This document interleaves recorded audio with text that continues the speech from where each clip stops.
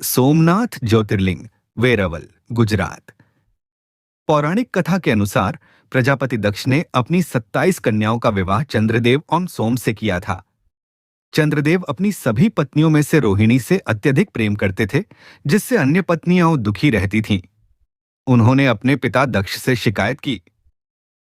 क्रोधित होकर दक्ष ने चंद्रदेव को कांतिहीन, क्षय होने का श्राप दे दिया। श्राप से मुक्ति पाने के लिए चंद्रदेव ने भगवान शिव की घोर तपस्या की। शिवजी प्रसन्न हुए और उन्हें श्राप से मुक्त कर दिया। लेकिन दक्ष के वचन का मान रखने के लिए चंद्रदेव की कलाएं एक पक्ष में घटती हैं, कृष्ण पक्ष, और दूसरे पक्ष में बढ़ती हैं, शुक्ल पक्ष।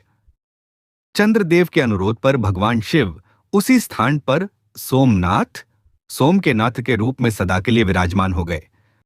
2 मल्लिकार्जुन ज्योतिर्लिंग, श्रीशैलम, आंध्र प्रदेश। एक कथा के अनुसार भगवान शिव और माता पार्वती के पुत्र कार्तिकेय और गणेश में इस बात पर विवाद हुआ कि किसका विवाह पहले होगा। शिवजी ने कहा कि जो पहले पृथ्वी की परिक्रमा कर लेगा उसी का विवाह पहले होगा। कार्तिकेय अपने वाहन मयूर पर बैठकर परिक्रमा के लिए निकल गए, जबकि गणेश जी ने अपनी बुद्धि का प्रयोग करते हुए अपने माता पिता शिव पार्वती की ही परिक्रमा कर ली, क्योंकि शास्त्रानुसार माता पिता की परिक्रमा संपूर्ण पृथ्वी की परिक्रमा के बराबर है। जब कार्तिकेय लौटे तो गणेश जी का विवाह हो चुका था। इससे रूठकर वे क्रौंच पर्वत पर चले गए। जब शिव पार्वती उन्हें मनाने पहुंचे तो उन्होंने आने से मना कर दिया। पुत्र वियोग में व्याकुल शिव पार्वती उसी पर्वत पर मल्लिकार्जुन के रूप में स्थापित हो गए। मल्लिका अर्थात पार्वती और अर्जुन अर्थात शिव। 3 महाकालेश्वर ज्योतिर्लिंग, उज्जैन, मध्य प्रदेश। अवंती, उज्जैन नगरी में एक शिव भक्त ब्राह्मण रहता था, जिसके 4 पुत्र थे। उस नगर के पास दूषण नामक एक राक्षस ने आतंक मचा रखा था। एक दिन वह राक्षस नगर पर आक्रमण करने आया। नगरवासियों ने ब्राह्मण से रक्षा की गुहार लगाई। ब्राह्मण अपने पुत्रों के साथ शिव की पार्थिव लिंग बनाकर पूजा कर रहा था। जब राक्षस ने उन्हें मारने का प्रयास किया तो उस लिंग में से भयंकर गर्जना के साथ भगवान शिव महाकाल के रूप में प्रकट हुए और एक हुंकार मात्र से दूषण को भस्म कर दिया। भक्तों के आग्रह पर वे वहीं ज्योतिर्लिंग के रूप में स्थित हो गए। यह विश्व का एकमात्र दक्षिणमुखी ज्योतिर्लिंग है। 4 ओंकारेश्वर ज्योतिर्लिंग, खंडवा, मध्य प्रदेश। एक बार विंध्य पर्वत ने भगवान शिव की घोर तपस्या की ताकि वह मेरु पर्वत से भी ऊंचा हो सके। उसकी तपस्या से प्रसन्न होकर शिवजी प्रकट हुए और उसे इच्छित वरदान दिया। उसी समय देवताओं और आर्यों ने शिवजी से वहीं निवास करने का अनुरोध किया। शिवजी ने उनके अनुरोध को स्वीकार कर लिया और वहां स्थित एक ही लिंग के 2 स्वरूप हो गए। एक ओंकारेश्वर और दूसरा मामलेश्वर कहलाया। यह ज्योतिर्लिंग नर्मदा नदी के तट पर एएम के आकार के द्वीप पर स्थित है। 5 केदारनाथ ज्योतिर्लिंग, रुद्रप्रयाग, उत्तराखंड। महाभारत युद्ध के बाद पांडव अपने गोत्र और गुरु की हत्या के पाप से मुक्ति पाने के लिए भगवान शिव का आशीर्वाद चाहते थे, लेकिन शिवजी उनसे रुष्ट थे। पांडव जब काशी पहुंचे तो शिवजी गुप्त काशी में जाकर बैल नंदी का रूप धारण कर पशुओं के झुंड में शामिल हो गए।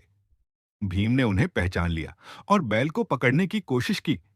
बैल भूमि में समाने लगा, लेकिन भीम ने उसकी पीठ का भाग, कूबड़, पकड़ लिया। पांडवों की भक्ति से प्रसन्न होकर शिवजी ने उन्हें दर्शन दिए और पाप मुक्त किया। वही कूबड़ का भाग आज केदारनाथ ज्योतिर्लिंग के रूप में पूजा जाता है। च भीमाशंकर ज्योतिर्लिंग, पुणे, महाराष्ट्र। कुंभकर्ण के पुत्र भीम नामक राक्षस ने ब्रह्मा जी से वरदान पाकर बहुत शक्तिशाली हो गया था। उसने कामरूप देश के राजा सुदक्षिण को बंदी बना लिया, जो एक परम शिव भक्त थे। राजा कारागार में ही पार्थिव शिवलिंग बनाकर पूजा करने लगे। जब भीम ने यह देखा तो उसने अपनी तलवार से शिवलिंग पर प्रहार करना चाहा। उसी क्षण भगवान शिव प्रकट हुए और उन्होंने अपने हुंकार से भीम राक्षस को भस्म कर दिया। देवताओं के अनुरोध पर भगवान शिव उसी स्थान पर भीमाशंकर ज्योतिर्लिंग के रूप में स्थापित हो गए। 7 काशी विश्वनाथ ज्योतिर्लिंग, वाराणसी, उत्तर प्रदेश। काशी को भगवान शिव की नगरी कहा जाता है। मान्यता है कि यह नगरी भगवान शिव के त्रिशूल पर स्थित है और प्रलय काल में भी इसका नाश नहीं होता। भगवान शिव यहाँ ब्रह्मांड के स्वामी विश्वनाथ या विश्वेश्वर के रूप में निवास करते हैं। ऐसा माना जाता है कि माता पार्वती के आग्रह पर भगवान शिव ने कैलाश छोड़कर काशी को अपना स्थायी निवास बनाया। यहाँ पर दर्शन और गंगा स्नान से मोक्ष की प्राप्ति होती है। त्र्यंबकेश्वर ज्योतिर्लिंग, नासिक, महाराष्ट्र। प्राचीन काल में इस स्थान पर गौतम आर्ष्य अपनी पत्नी अहिल्या के साथ रहते थे। अन्य आर्ष्य उनकी तपस्या से ईर्ष्या करते थे। उन्होंने छल से एक गाय को गौतम ऋषि के खेत में भेजा। जब अर्शी ने उसे कुछ घास से हाँका तो वह गाय वहीं मर गई। उन पर गोहत्या का पाप लग गया। इस पाप से मुक्ति के लिए गौतम आर्ष्य ने भगवान शिव की कठोर तपस्या की। शिवजी प्रसन्न हुए और उन्होंने गंगा को वहां प्रकट होने का आदेश दिया, जो गोदावरी नदी कहलाई। गौतम ऋषि के अनुरोध पर शिवजी वहीं त्र्यंबकेश्वर, 3 नेत्रों वाले ईश्वर, ज्योतिर्लिंग के रूप में विराजमान हो गए। वैद्यनाथ ज्योतिर्लिंग, देवघर, झारखंड। रावण भगवान शिव का परम भक्त था। उसने शिवजी को प्रसन्न करने के लिए घोर तपस्या की और अपने 10 सिर एक एक करके शिवलिंग पर चढ़ा दिए। उसकी भक्ति से प्रसन्न होकर शिवजी ने उसे दर्शन दिए और उसके सभी सिर वापस जोड़ दिए।